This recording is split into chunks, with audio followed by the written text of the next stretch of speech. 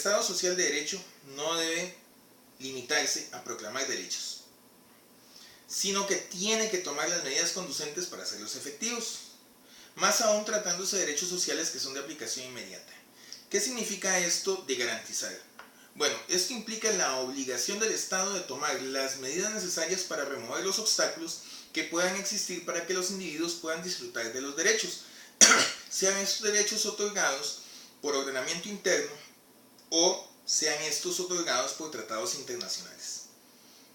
El doctor Fernando Castillo nos comenta que el derecho a la salud es un derecho que debe ser accesado por cualquier persona de una forma eficiente y eficaz sin discriminación alguna. Es un derecho social, es un derecho prestacional, constitucional, que obliga al Estado a dar un servicio. ¿Dónde encontramos esto?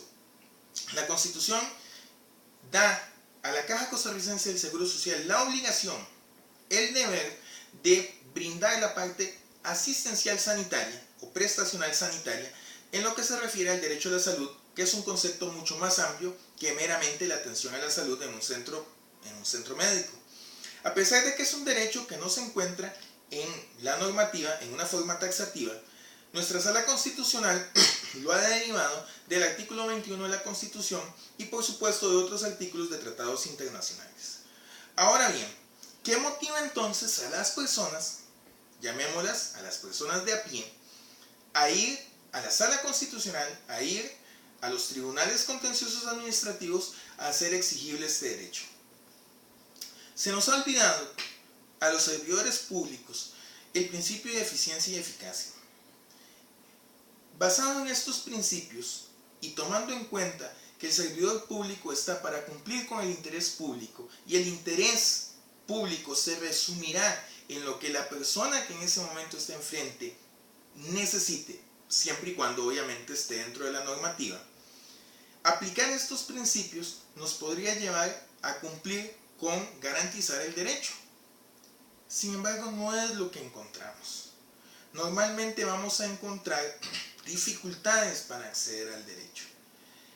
Piero Calamandrei hace muchos años decía que de nada servía que el legislador estuviese produciendo leyes, porque la ley en sí estaba escrita solamente en un papel, y no era sino hasta el mucho tiempo en que esa ley se lograba interiorizar dentro de los ciudadanos que iba a tener un efecto.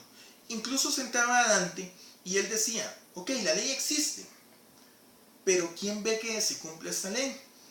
En este caso, he insistido mucho en que a pesar de que el derecho a la salud existe, y a pesar de que sabemos que debemos de atender a los usuarios de la mejor manera para tratar de garantizarle este derecho, de nada sirve que esta ley exista si nosotros mismos o si los servidores públicos no son conscientes de la obligación de aplicar esta ley. Ahora bien, ¿quién más tiene que ser consciente de esto?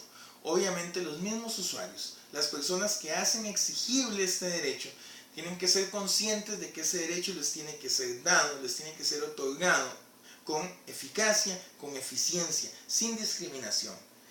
Sin embargo, negar que en estos momentos, en una coyuntura económica tan difícil, avanzar en mecanismos de salvaguarda de estos derechos es absurdo. La crisis ha debilitado la institución, la crisis nos ha demostrado que somos incapaces, en algunos campos, de tejer red de protección para las personas que tienen más riesgo. Y nos hemos visto en la imposibilidad en algunos casos de preservar estos derechos que tradicionalmente nos han diferenciado del resto del mundo. ¿Qué tenemos que hacer? Tenemos que pensar que el derecho a la salud es un derecho que está protegido por el principio de progresividad de los derechos. Esto significa que es un derecho que no puede ser disminuido. No se nos pueden quitar prestaciones en los servicios de salud. Hablando, una vez más, meramente en el concepto que todos lo hacen, que es salud igual a Caja Costarricense del Seguro Social. Esto significa que no pueden haber menos medicamentos, no pueden haber menos atenciones, no pueden haber menos horas en las cuales yo pueda acceder a los servicios médicos, porque el derecho siempre tiene que avanzar.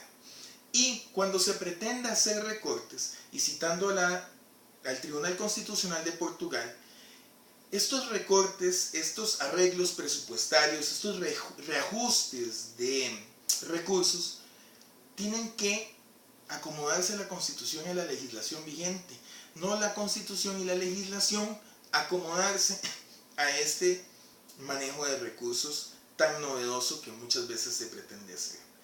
El derecho a la salud, entonces, es un derecho que es exigible, es una obligación del Estado brindarlo, obviamente, dentro de los principios de razonabilidad y proporcionalidad.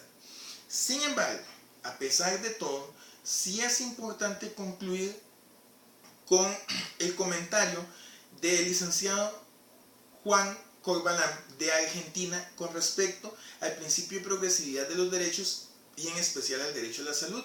Él decía que si nosotros no vinculamos el diseño presupuestario, la ejecución presupuestaria, la cuantificación a través de las necesidades poblacionales, no hay forma de que logremos la equidad en la ejecución de un derecho social como es el derecho a la salud, pues precisamente es una discusión bizantina en la medida que no se va a poder cuantificar ni segmentar determinados sectores y no se va a poder lograr que los sectores más pobres, o sea, los más desfavorecidos, los que más necesitan, tengan una adecuada y efectiva tutela de este derecho social.